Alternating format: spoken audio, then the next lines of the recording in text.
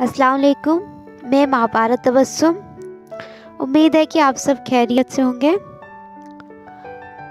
मैं आज बात करूंगी ऑबेलिया के लाइफ साइकिल के बारे में।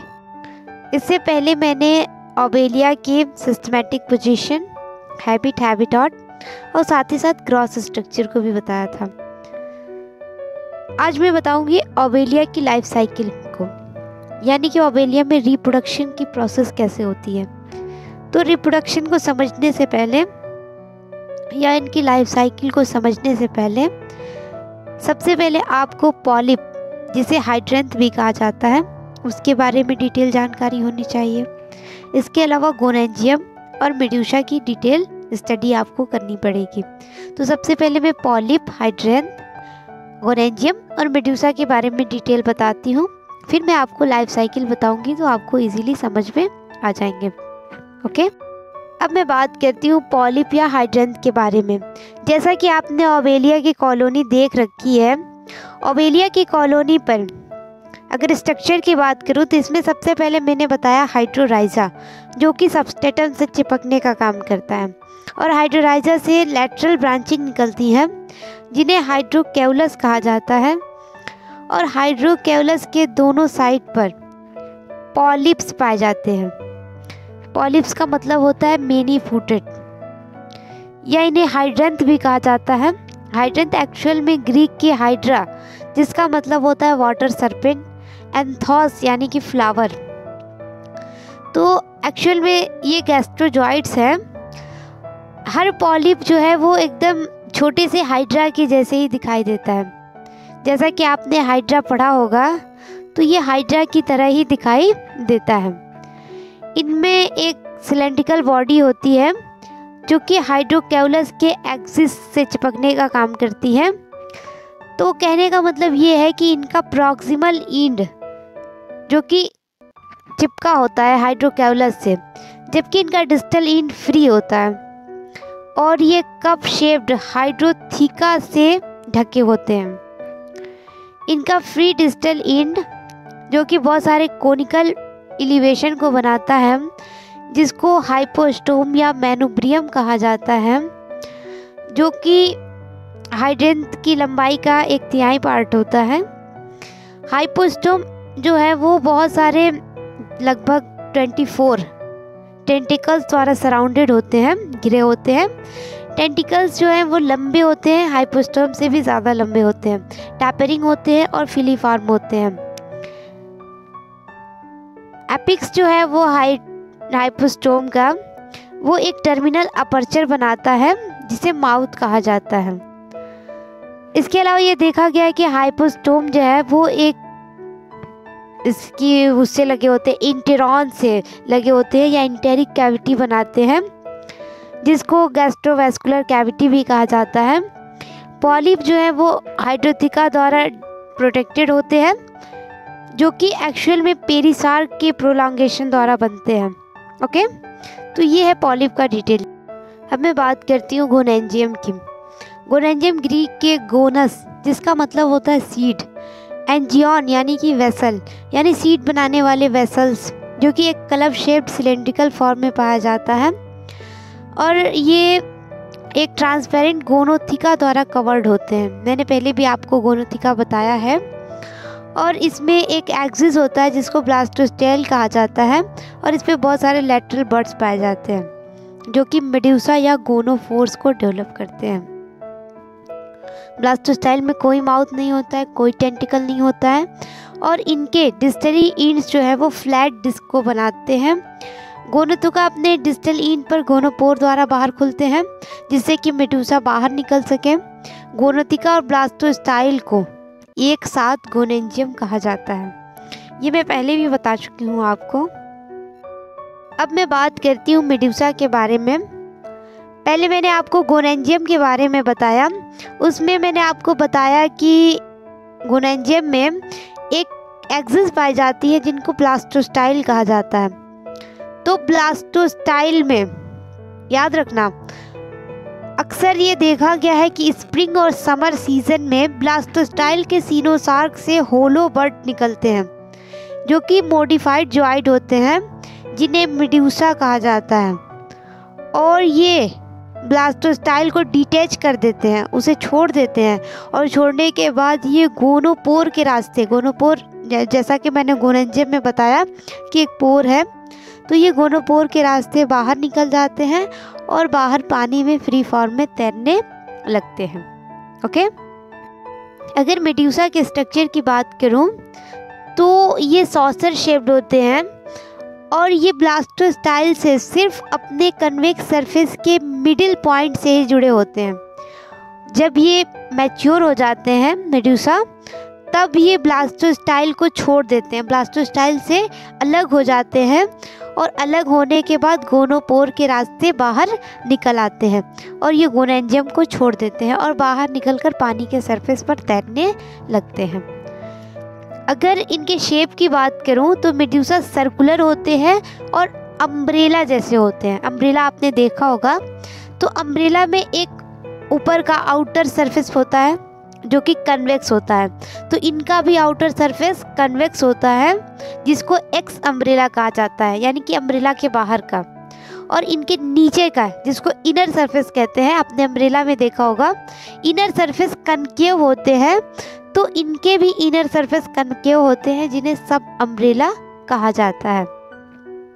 अब सब अम्ब्रेला की बात करूं तो सब अम्ब्रेला से एक छोटा सा उभार निकला होता है, जैसे कि छाता आपने देखा होगा ना अम्ब्रेला, तो अम्ब्रेला से एक छतरी का डंठल निकला होता है ना, तो उसी तरह इनमें भी सब अम्ब्रेला सरफेस से एक छोटा सा उभार, बहुत बड़ा उभार नहीं होता है, एक छोटा सा उभार निकला होता है जिसे मैनुब्रियम कहा जाता है। अब मैनुब्रियम पर एक टिप पाया जाता है, जाहिर सी बात है टिप होगा, तो टिप पर एक स्क्वायर माउथ होता है जो कि 4 ओरल लोब्स द्वारा घिरे होते हैं। माउथ इंटेरिक कैविटी या गैस्ट्रिक कैविटी से जुड़े होते हैं। इंटेरिक कैविटी से 4 रेडियल कैनाल्स निकलते हैं और ये चारों रेडियल कैनाल्स अपने मार्जिन पर जाके मिल जाते हैं और मार्जिन पर एक सीलिएटेड सर्कुलर कैनाल से जाके जुड़ जाते हैं। तो रेडियल कैनाल्स भी सीलिएटेड ट्यूब्स हैं और ये चारों तरफ जाके मार्जिन में सीलिएटेड सर्कुलर कैनाल से जुड़ जाते हैं। इस तरह से इंटेरिक कैविटी कैनाल इंटेरॉन को रिप्रेजेंट करते हैं और इंटेरॉन का मेन फंक्शन है कि फूड को पूरी बॉडी में डिस्ट्रीब्यूट करना। अब रेडियल कैनाल्स के मिडिल से एक प्रोजेक्शन निकला होता है जिसको गोनेट्स कहा जाता है। तो 4 रेडियल कैनाल है तो जाहिर सी बात है कि 4 गोनेट्स होंगे।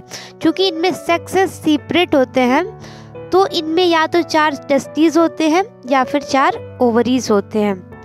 बिल के किनारे पर थोड़ी सी अंदर की तरफ एक पतली सी फोल्ड दिखाई देती है जिनको वेलम कहा जाता है। तो एक्चुअल में वेलम जो है वो हाइड्रोजोन मेड्यूसा का बहुत इंपॉर्टेंट कैरेक्टरिस्टिक है और जिनमें मेडूसा वेलम के साथ पाया जाता है उसको क्रेस्पिडोट कहा जाता है और जो बिना वेलम के होते हैं उन्हें एक क्रेस्पिडोट कहा जाता है।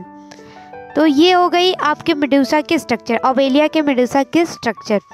अब मैं बताऊंगी रिप्रोडक्शन के बारे में। अब आपको रिप्रोडक्शन अच्छे से समझ में आएगा। मैं बात करती हूँ ओबेलिया की लाइफ हिस्ट्री के बारे में।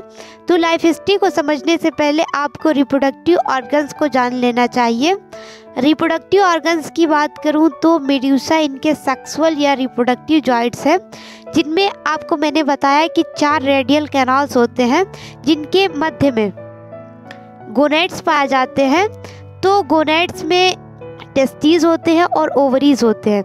तो चूंकि ये डायोइसियस होते हैं यानी कि इनमें सेक्सेस सेपरेट होते हैं, इसलिए या तो 4 टेस्टिस होंगे रेडियल कैनाल पे या फिर 4 ओवरीज होंगे और ये सब अम्ब्रेला सरफेस के रेडियल कैनाल्स पे के ठीक नीचे पाए जाते हैं।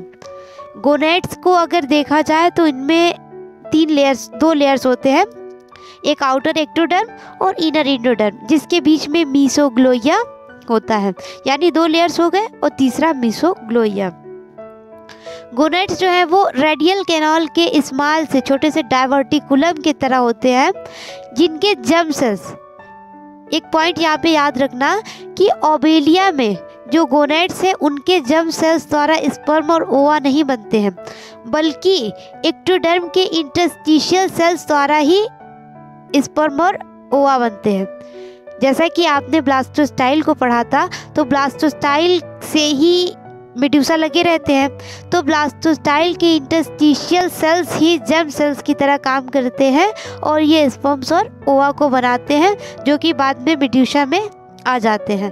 और मेड्यूसा में आने के बाद ये मेड्यूसा फ्री हो जाते हैं, मेड्यूसा के गोनेड्स में जब वो आ जाते हैं तो। और जब ये मेड्यूसा फ्री होते हैं तो इनके साथ गोनेड्स में स्पर्म्स और या ओवा आ जाते हैं साथ में। ओके, अब मैं बात करती हूँ लाइफ हिस्ट्री के बारे में या लाइफ साइकिल के बारे में। जैसा कि मैंने आपको बताया कि इनमें सब अम्ब्रेला सरफेस में 4 रेडियल कैनाल्स होते हैं और 4 रेडियल कैनाल से 4 गोनेड्स लगे होते हैं, जिनमें या तो टेस्टिस होते हैं या फिर ओवरीज होते हैं। तो अब मैं बात करती हूँ फर्टिलाइजेशन की। अगर फर्टिलाइजेशन की बात करूँ तो ये सी वाटर में होता है, जहाँ पर गेमीट्स फ्री हो जाते हैं। ये स्पर्म्स जो होते हैं वो मेड्यूसा, फीमेल मेड्यूसा जो है वो स्पर्म को कलेक्ट कर लेती हैं और कलेक्ट करने के बाद उसको कैरी करती हैं। और ऐसा होता है कि पेरेंट मेड्यूसा जो है वो बहुत जल्दी डाई हो जाती है, मर जाती हैं, और मरने के बाद इनके जो भी गैमीट्स होते हैं वो पानी में फ्री हो जाते हैं और फ्री होने के बाद स्पर्म ओवम के साथ फर्टिलाइज हो जाते हैं। ओके, डेवलपमेंट की बात करूं तो इनमें कंप्लीट या होलोब्लास्टिक और इक्वल क्लीवेज पाया जाता है। जैसे मान लो मैंने बताया कि सी वाटर में फर्टिलाइजेशन हो चुका है, गेमीट्स आपस में फ्यूज़ हो चुके हैं और फ्यूज़ होने के बाद जाइगोट को बना लिया है। अब जाइगोट में इक्वल क्लीवेज हो रही है। इक्वल क्लीवेज होने के बाद सिंगल लेयर की ब्लास्टुला बन गई और ब्लास्टुला में एक कैविटी है जिसको ब्लास्टोसील कहा जाता है। बहुत सारी सेल्स जो कि ब्लास्टोसील में माइग्रेट हो गए और ब्लास्टोसील को अब उसने कम्प्लीटली रूप से भर दिया। अब ब्लास्टोसील पूरा का पूरा सॉलिड बॉल जैसा हो जाता है, जिसे गैस्ट्रुला कहा जाता है या फिर इसको स्टेरियो गैस्ट्रुला कहा जाता है।